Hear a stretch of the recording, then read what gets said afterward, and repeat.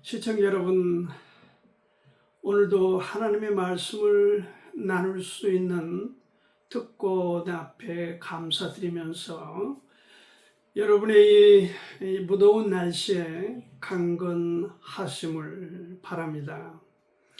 최근에 유튜브를 통해서 제가 박아무개 목사님의 이 방언에 관한 메시지를 듣고 여러분과 함께 이 부분을 정확하게 확실하게 정리를 했으면 좋겠다, 그런 마음으로 집중해서 이 시간에 함께 제가 이 메시지를 말씀을 전하고 또 여러분은 듣고 해서 잘 정돈이 되어서 유익함이 됐으면, 그런 마음으로 방언이 성숙한 성도에게도 유익을 주는가, 방언이 성숙한 크리스찬에게도 유익이 되는가, 유익을 주는가, 이런 제목을 걸었습니다.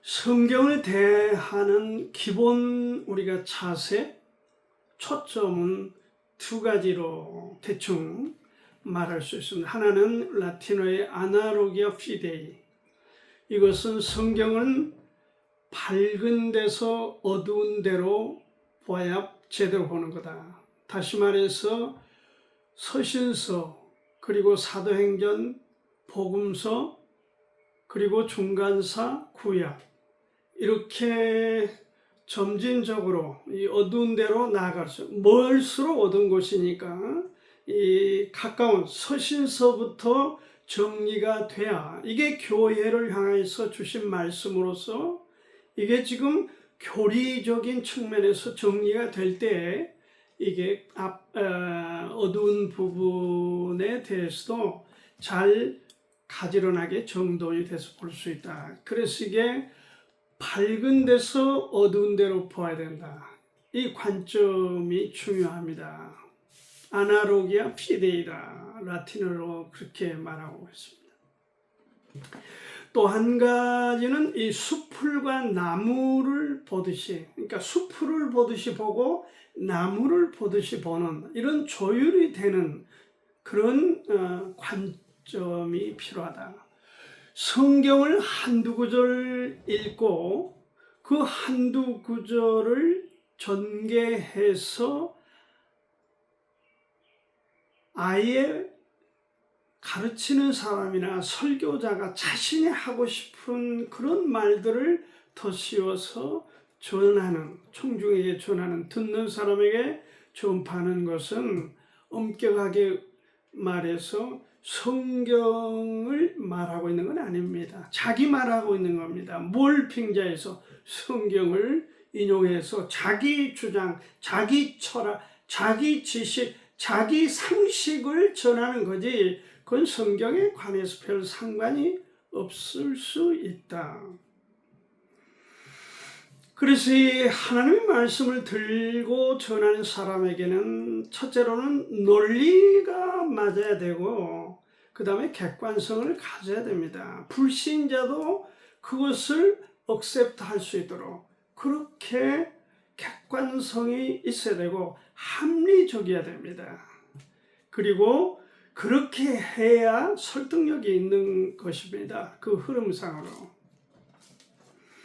오늘 그래서 제가 은사에 관해서 정리를 해보려고 합니다.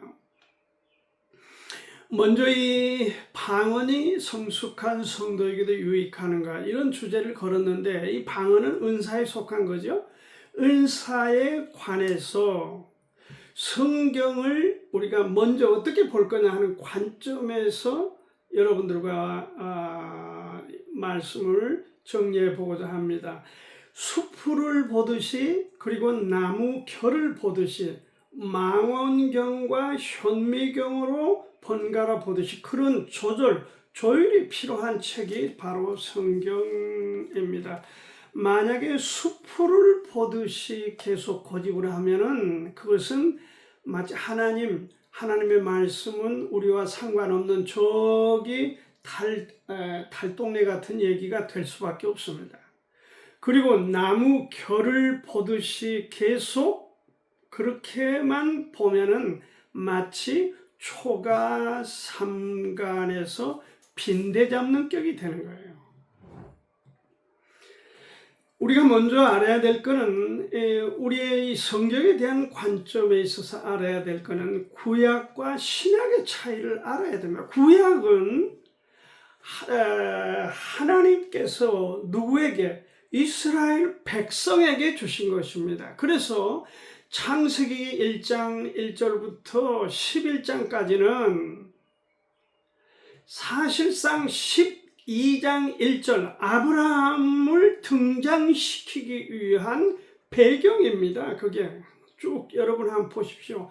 그러면 저자 모세의 초점은 뭐냐? 아브라함의 등장인데 아브라함이 바로 시드가 되는 거예요. 무슨 시드죠? 이스라엘 백성, 민족에 관한 하나님의 선택된 민족에 관한 시드입니다. 씨앗이에요. 초점이 그래서 아브라함으로부터 이삭을 낳고 야곱을 낳고 유다가 나오고 이러면서 한 민족이 어떻게 하나님의 인도함을 따라서 이렇게 했더냐 하는 것을 주면서 시내산에서 모세를 통해서 율법을 주시고 그 율법을 통해서 하나님이 직접 이스라엘 민족을 다스리셨던 시기가 구약입니다. 달리 말하자면 우리가 성부 하나님 성부 시대다 그렇게 말하기도 하죠. 율법이라는 것은 정죄입니다. 정죄. 그렇죠? 법을 지킬 거냐 말 거냐. 네가 지키면 보상이 있고 지키지 않으면 가차없이 처벌이 있다 하는 게 율법의 핵심 뭐랄까요? 요건이죠. 핵심적인 요소죠. 율법이 갖는 것이 그런 것이죠. 그러나 율법은 정죄에 있지만은 신약 성경은 다르죠. 예수 그리스도 은혜를 우리에게 주시는 예수 그리스도에 관하여 그의 제자들이 보는 바에 대해서 그리고 우리에게 성령의 인도를 따라서 그렇게 기록하여 제시한 은혜가 흐름입니다. 그렇죠? 은혜는 용서가 있습니다. 아까 말씀드린 대로 율법은 정죄고 정죄는 처벌이에요. 그러나 은혜는 처벌받을 수 있는 자이지만 처벌받지 아니하고 용서를 받는다. 그 용서가 신약 성경의 흐름입니다. 다릅니다. 그런데 왜 일치해서 구약 신약이 똑같은 것처럼 말을 합니까? 구약에는 이스라엘과 이방인들만 있었습니다. 두 무리예요. 그러나 신약 성경은 이스라엘도 지금 있죠? 저 팔레스타인에 이스라엘이 있습니다. 그리고 불신자를 일컬어 이방인이라고 지금도 똑같습니다. 그러나 신약시대는 교회라고 하는 하나님의 관심사이므로 예수 그리스도 십자가의 희생 제물을 통해서 그 흘린 피를 통해서 이 땅에 세워진 유대인이나 이방인이나 구원받을 사람이 그 생명체 안에 있는 교회다. 그래서 구약에는 없는 교회가 신약에 있고 하나님은 교회에 관심을 갖고 계시는 것입니다. 이 정도 설명해도 이해가 안 되면 제가 어떻게 설명을 할 방법이 있겠습니까? 그래서 신구약을 동일시하면서 자꾸 이렇게 엉뚱하게 짜집기로 뽑아서 그렇게 하면 성경을 바르게 보는 건 아니다. 다시 말씀을 드리지만은 교리서신은 로마서 이후에 서신서 13권, 4권에 담겨 있습니다. 거기서 우리가 교회의 뼈대를 갖춰야 되는 것입니다. 그렇게 바울이 성령이 하나님이 우리에게 제시해 주셨습니다. 그 눈으로 사도행전을, 그 눈으로 복음서를, 그 눈으로 구약을 보는 게 맞다 하는 것을 다시 반복해서 말씀드립니다. 그러나 제가 보고 느끼기로는 너무 많은 목회자들이나 너무 많은 크리스찬들이 이 아나로기아 피데이를 잘 모릅니다. 무슨 말인지 몰라요. 설명해도 잘 이해를 못합니다. 그래서 답답합니다. 그러다 보니까 어떻게 됩니까? 그냥 성경 아무데나 열어가지고 자기 상식을 덧씌워서 그것이 하나님의 말씀인 것처럼 그렇게 하는데 그것은 사실 쓰레기입니다. 하나님의 말씀을 정확하게 전한다라고 절대 말할 수가 없다. 이 시간 그렇게 말씀을 드립니다. 불경을 받아 다른 책을 봐도 그렇게 도덕적으로, 윤리적으로, 상식적으로 그렇게 붙여서 말을 해가면은 마치 성경 한두 구절 붙여서 하는 것처럼 똑같을 수가 있다. 그러므로 이것은 아주 큰, 정말 큰 부작용을 일으킬 수 있다 하는 점을 여러분이 정말 애절하게 받아들여 줬으면 좋겠습니다. 우리는 윤리나 도덕이나 어떤 상식을 말하고 가르치는 사람들이 아닙니다. 윤리적으로, 도덕적으로 그것은 도덕 선생이나 윤리 선생이 하는 것이고 성경은 그런 차원이라면 무슨 정치, 경제, 사회, 문화, 윤리, 도덕, 상식, 무슨 철학 성경이 그런 수준이라 하면은 하나님의 말씀이라고 우리가 말할 수가 없죠. 하나님의 말씀은 그러한 모든 학문적, 인간적 어떤 수준을 뛰어넘는 책이다. 그래서 이 책이 고상하고 가치가 있고 생명으로 우리에게 다가오게 되는 것입니다. 성경 전체 흐름을 여러분은 어떻게 봅니까? 창세기부터 계시록까지 전체 흐름이 주제를 뭐라고 생각합니까? 뭐라고 배웠습니까? 이거는 구속사입니다. 구속사. 구속이 뭐죠? 사람을 죄를 져서 잡아 가두는 구속. 그건 우리 말이고 구속. 이것은 무엇뭐를 대가로 지불하여 건져낸다는 뜻입니다. 속량하다. 이렇게 쓸 때 쓰는 구속사예요. 예수 그리스도의 십자가의 희생을 통해서 창세기부터 그것에 관하여 계속 말씀하시다가 모세와 선지자를 통해서 말씀하시다가 십자가에서 성취가 되었고 그거에 관하여 가신 주님에 대해서 제자들이 보고 성령의 인도를 받아 기록한 책들이 27권, 27권 신약 성경입니다. 이 전체 흐름은 구속사입니다. 예수 그리스도께서 나와 여러분들의 죄를 위해서 십자가에 피를 흘리셨고 피 흘림이 없은즉 죄사함이 없다 하는 하나님의 말씀 진리를 성취시키기 위해서 66권 성경이 우리 가운데 한 권으로 우리 손에 쥐어진 겁니다.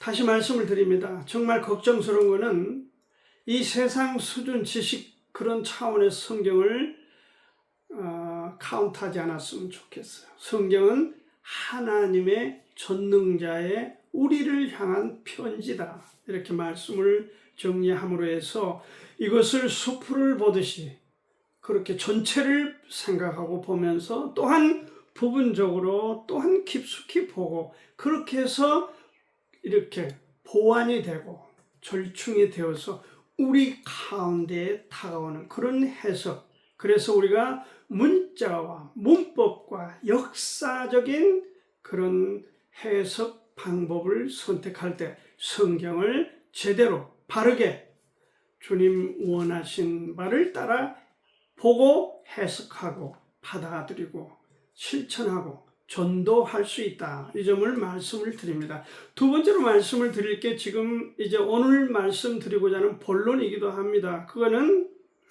저자의 의도와 흐름을 이해하는 것이 중요합니다. 저자가 무엇을 지금 얘기하고 있냐? 특별히 오늘 은사에 관해서 여러분에게 말씀을 드리겠습니다. 저자가 무엇을 말씀하느냐 하는 것은 우리가 로마서 저자 바울이 로마서를 지었고 저술화했고 고린도 전후서를 저술화했습니다. 주로 은사에 관해서는 로마서 12장 3절부터 8절에 나와 있고 또 무엇입니까? 고린도전서 12장, 13장, 14장에 주로 기록이 되어 있습니다. 그러면 여기서 우리가 은사가 도대체 뭐냐? 은사는 교회를 세우기 위해서 성도, 개인에게 하나님이 부여해 주신 뭐죠? 선물입니다. 기프트예요. 그게 은사예요. 교회를 세우기 위해서 하나님이 성도 개인에게 허락하신 축복하여 주신 그 기질, 성격, 여러 가지 모든 지식 다 동원해서 하나님께서 나에게 개인적으로 어떤 은사를 주셨구나. 그런 사용처가 어디다? 교회 유익을 위해서 사용하도록. 그런 의미에서 보면은 로마서는 정상적인 교회 유익을 위해서 성도들에게 7가지를 주셨습니다. 그 중에 애언도 있고 섬김도 있고 가르침도 있고 다스림도 있고 긍휼도 있고 이러한 것들을 로마서 12장에서 이렇게 교회를 세워라. 네가 하나님 앞에 헌신, 너의 몸을 들여서 헌신했다면은 하나님을 네가 제대로 받아들이고 헌신된 사람이라면 교회 생활은 은사에 따라서 이렇게 봉사적인 차원에서 해야 네가 만족하고 행복한 거야. 교회 생활에 관해서 은사를 따라하도록 그렇게 바울은 권면하고 있습니다. 그렇게 해라. 그렇게 해야 네가 정상이고 행복한 교회 생활을 할 수 있다. 권면하고 있는 것입니다. 그러나 고린도전서 12장부터 14장까지는 권면하고 있는 게 아닙니다. 고린도 교회는 우리가 아는 대로 너무 수준이 난, 여기 바울은 어린아이 같다는 말을 자주 씁니다. 이 교회를 향해서. 그들이 사회적인 지위나 신분은 괜찮은지 모르겠으나 그들이 하고 있는 그 영적인 측면, 교회 생활에 있어서는 그야말로 엉망진창이다. 패를 갈라서 니패, 내패, 바울파 무슨 또 베드로파 무슨 뭐 아볼로파, 주님 그리스도파. 그러면서 이게 무슨 법정 소송을 해가지 않나, 자기 계모를 취하지를 않나, 무슨 처녀에 관해서 오해를 하지 않나, 부활에 관해서 엉뚱한 소리를 하지 않느냐, 사도 바울에 대해서 무슨 사도 지위를 시비를 걸지 않느냐. 말하자면 문제가 끊임이 없습니다. 세상적인 문제로 교회 생활 차원에서 자꾸 이렇게 성장할 생각은 않고 어린아이 같은 짓거리만 하고 있으니까 바울이 이걸 지금 은사에 관해서도 혼란이 일어나니 이 교회에 대해서 정리해 주는 것입니다. 그렇게 해라 아니고 너희들이 하고 있는 그대로 해라. 로마 교회처럼 그렇게 잘하고 있는 거야. 네가 그래 행복한 거야. 그게 아니고 너희들 그렇게 하면 안 돼. 조절을 해. 절제를 해. 그리고 좀 버려. 좀 성장해 가거라. 그런 차원에서 관점에서 안타까움으로 이 책 고린도전서 12장, 13장, 14장 은사에 관한 정리를 하고 있습니다. 이해가 되세요? 고린도전서 12장부터 14장의 은사 남발에 따른 질서를 잡아주는 말씀인데 이거를 자꾸 로마서하고 같은 차원에, 로마서는 온데간데 없고 그렇게 하라는 건 온데간데 없고 이렇게 해야 행복한 거다라는 거는 관심도 없고 불행한 거, 부정적인 것만조차 나무 결을 갖고 계속 빈대 잡듯이 그렇게 하는 태도는 잘못된 거다. 여기 12장에서 여러 고린도 교회에 난무하고 있었던 은사에 관한 나열을 제시하고 있고 13장은 은사보다는 사랑에 관해서 초점을 맞추면서 14장에서는 은사를 발휘하고 방언을 하려거든 이렇게 하거라, 조절하거라, 절제하거라,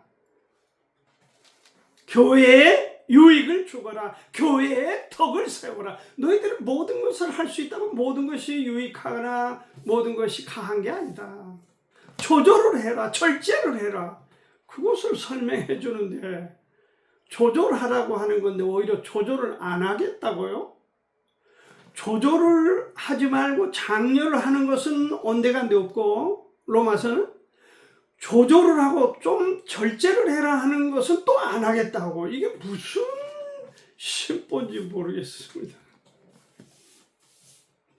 사랑은 오늘 제가 좀 정리를 해보겠습니다. 특히 13장에서 8절을 보면 중요한 부분, 오늘 방언에 관한 지금 은사에 관해서 정리를 하고 있는 겁니다. 사랑은 언제까지 떨어지지 않는다. 주님이 오시기 전이나 구약이나 신약이나 재림 후나 언제든지 사랑은 떨어지지 않는다. 없어지지 않는다. 그 얘기죠.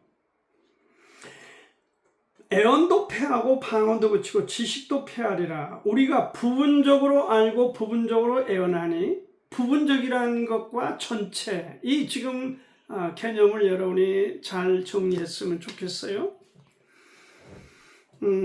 여기서 지금 뭐라고 했습니까? 8절에 애언도 패하고 지식도 패하리라. 패한단 말이 헬라 언어로는 카타르게오입니다. 애언과 지식은 외부적으로, 궁극적으로 어떤 외부적인 것에 의해서 그 효력이 정지된다. 그런 뜻입니다. 이게 카타르게오. 어떤 것이 다가오면 지금 있는 거는 소멸된다.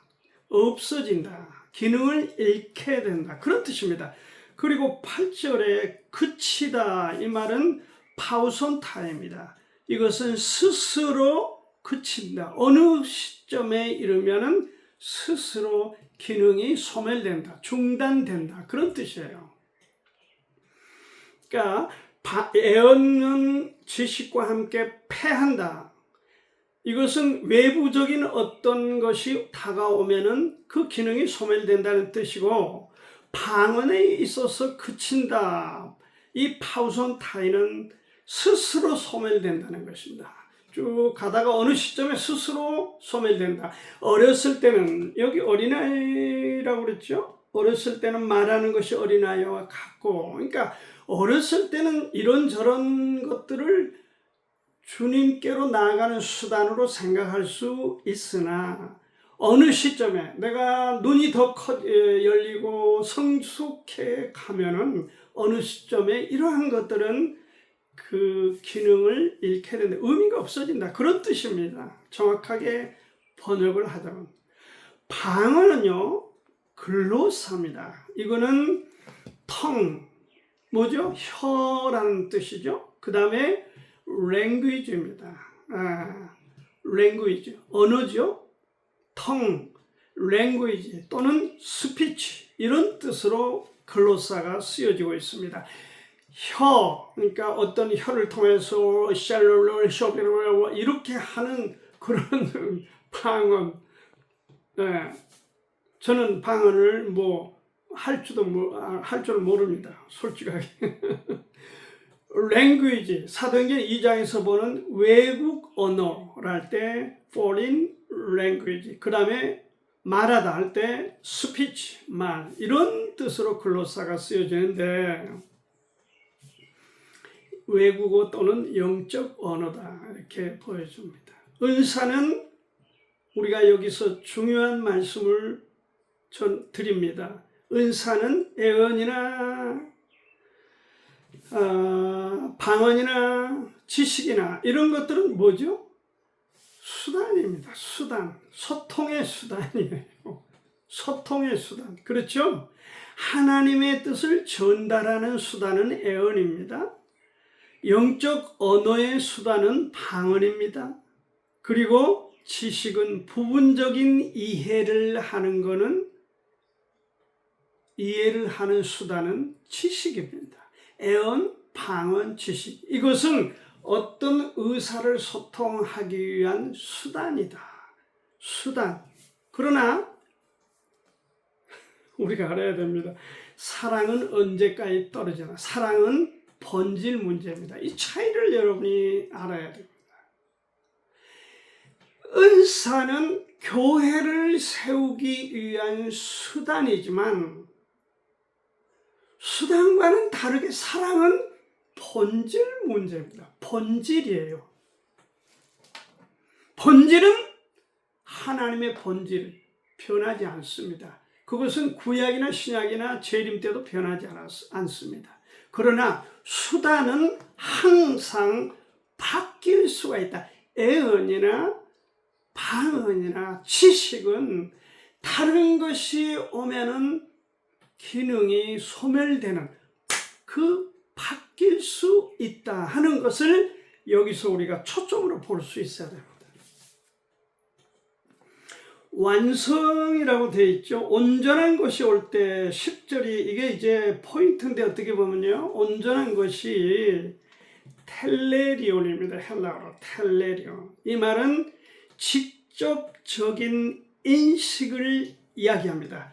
중개가 불필요하다. 온전한 것이 오면 이제는 누구 제3자가 뭘 하거나 뭐 이렇게 해서 깨닫는 것, 받아들이고 이해되는 것, 하나님의 말씀으로 그렇게 수용하는 것 이런 문제가 아니라 어떤 온전한 것, 텔레리온이라고 하는 것이 완성이 되면, 텔레리온이 되면 부분적인 것들은 다 소멸된다. 그런 뜻이에요. 아멘. 이해가 되면 좀 어렵습니까? 예, 이게 좀 어려울 수밖에 없어요. 왜? 제가 지금 여러분들에게 드리는 강의는 이게 논문의 형태이기 때문에 어려울 수 있습니다. 직접적 완성이라고 하는 것은 어떤 중개가 필요한 중개가 불필요한 직접적인 그런 인식이다. 이 점을 말씀드립니다. 직접 누구나 보고 알 수 있도록 된다. 그것이 텔레리온이다. 완성이다. 그러니까 사랑은 본질이기 때문에 변함이 없습니다. 과거, 현재, 미래. 뭐 주님 나라에 가서도 우리가 사랑은 변함이 없습니다. 그러나 은사는 사라질 수 있다. 없어질 수 있다. 뭐가 오면? 텔레리온이 오면은 없어진다. 그래서 어떤 부분이 자꾸 이게 텔레리온이 재림이다. 이제 사랑은 아니니까 본질하고 수단의 차이니까 말도 아니까 놔두고요. 재림이다 했는데 웬 여기서 갑자기 은사를 얘기하면 재림을 얘기하는 겁니까? 이건 해석상의 문제입니다. 왜? 그 사람들은 내가 어렸을 때는 이렇게 하면서 우리가 이제는 거울로 보는 것 같이 희미하나 이걸 보고 자꾸 재림이라 하거든요. 얼굴과 얼굴을 보고 본다. 이게 무슨 그런 뜻입니까 지금? 이게 아닙니다. 당시에는 구리, 쇠 또는 돌판 같은데 이렇게 해서 비추어서 거울을 봐서 희미했다는 거죠. 지금은 뭔가 우리에게 똑 부러지는 우리 손에 어떤 것이 있다는데 왜 우리가 희미합니까? 왜 우리가 희미한 거울로 보는 것처럼 봅니까?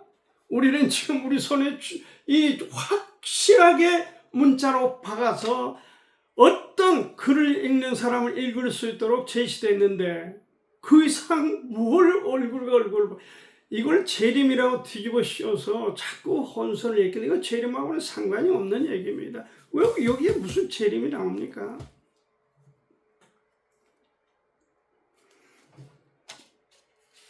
이해를 좀 잘 하시기를 바랍니다. 고린도전서 13장에 보면은 다시 정리합니다. 은사는 부분적인 기능이다. 그 얘기고 온전한 것이 온다. 이것은 기능의 종료 지점입니다. 그러니까 은사가 어느 지점에 이르면은 소멸된다고 했는데 그 지점에 이르는 것이 뭐냐? 온전한 것이다. 사랑은 모든 것을 넘어서 지속되는 본질이 있지만 부분적인 것은 어떤 것이 통합이 되고 완성이 되면 소멸되는데 사랑은 목적이 다르기 때문에 본질이기 때문에 사라지지 않는다. 완성 이후에도 계속 남는다. 사랑은 그렇다. 그래서 사랑을 강조하고 있는 것입니다. 여기 텔레리온에 대해서 이제 주장들을 하니까 정리를 안 할 수가 없습니다. 이게 온전한 것. 여러분, 재림을 온전한 것, 사랑을 온전한 것, 그렇게 말할 수는 없죠. 그것은 이미 아니고, 그 다음에 이제 좀 들을 만한 우리가 꼭 중요시 게 두 가지. 어떻게 보면 두 가지 다 해당될 수 있고, 두 가지 중에 하나만 해당될 수 있는 건데, 하나는 정경의 완성을 들고 있습니다. 온전한 것! 이것이 제가 볼 때는 거의 90% 일치합니다. 것이지 않습니까? 온전한 것, 하나님의 말씀, 66권 정경! 이것이 AD 397년에 카르타고 회의에서 정리가 됐습니다. 66권이 정경으로 채택이 된 겁니다. 최종. 그러니까 그 이전에는 부분적인 것들의 갈등이 있을 수 있었지만 그 이후에는 온전한 것이 완전하게 완성품이 하나님의 말. 그때는 무슨 제비뽑기로 하거나 무슨 이런저런 우림과 tum명을 갖고 있고 우리가 지금 생각하기에 우리는 성경을 지금 갖고 있기 때문에 이해할 수 없는 부분적인 것들이 많았죠. 선지자들을 통해서, 제사장들을 통해서. 그러나 그러한 모든 과정, 부분적인 것, 그렇게 여러 수단에 관해서 완전한 것, 66권이 우리 손에 확실하게 정리되어 쥐어진 지금은 이것을 우리는 족하다. 얼굴과 얼굴을 보는 것처럼 확실하다.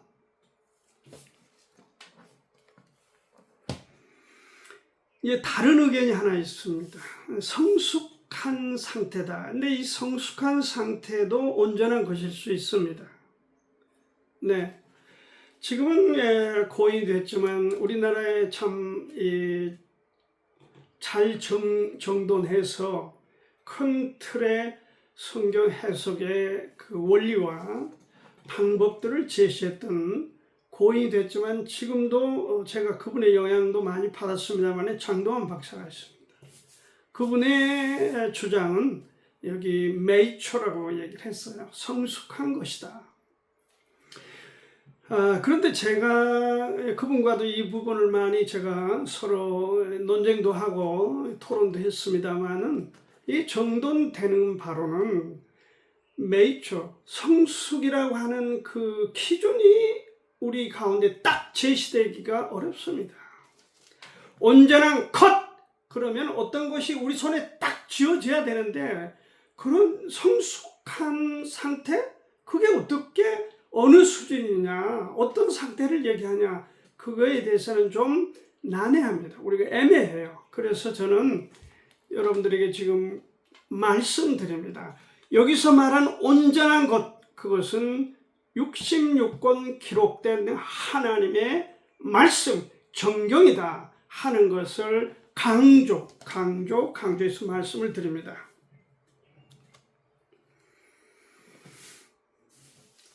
(66권의) 말씀이 최종 완성으로 부분적인 수단, 방언, 애언, 지식 이런 것들은 큰 의미를, 그건 어렸을 때, 어린아이일 때, 미숙할 때, 저주를 먹을 때 가능했지만 고기를 먹는 사람들 수준에서는 그것은 큰 의미가 없다. 지금은 미숙한 사람들 수준에서 방언을 한다. 방언이 크게 보이겠죠. 왜? 미숙하니까. 그것이 절대는 뭐야? 하나님이 주셨다. 성경에 있다.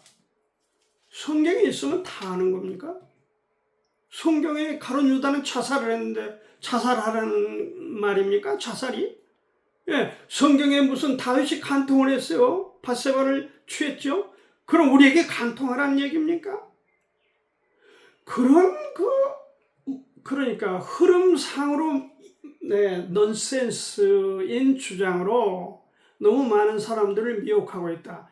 방언은 은사 중에 하나지만 이미 그 기능이 소멸되지 않았다고 미숙한 상태에서 주장하는 사람들의 주장은 성숙해 가면, 성경을 통해서 그의 신앙이 성숙해 가면 갈수록 의미가 없다. 의미가 없다. 그러므로 여러분 스스로가 방언을 하든 애언을 하든 병고침을 하든 무슨 은사를 쓰는 것은 상관없으나 고린도서에서 제시하고 있는 방언은 사도 바울은 이거 절제해라. 14장 34절에 뭐라고 했습니까? 모든 성도의 교회 삶과 같이 여자는 교회에서 잠잠하라. 저희의 말하는 것을 허락함이 없나니 율법에 이른 것 같이 오직 복종할 거다. 무슨 말씀이에요?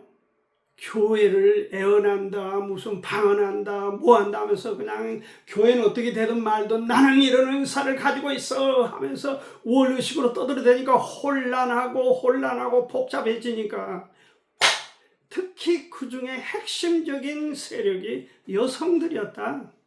이거 그 얘기 아닙니까? 절제해라. 네가 무엇을 배우려거든 집에 가서 네 남편에게 얘기하지. 그렇게 하지 마라.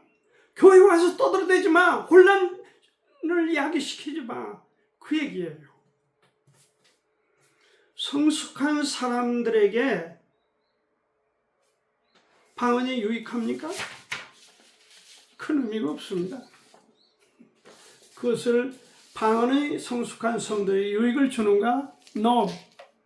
미숙한 상태에서는 그런저런 얘기를 할 수 있으나 성숙해 감으로 해서 은사는 물로 기능을 상실하게 되고 떠오르는 게 뭐죠? 하나님의 기록된 말씀만이 우리 가운데에 떠오르게 된다. 하나님의 말씀을 주신 전능하신 하나님, 그 하나님을 이 시간 찬양합니다. 감사합니다.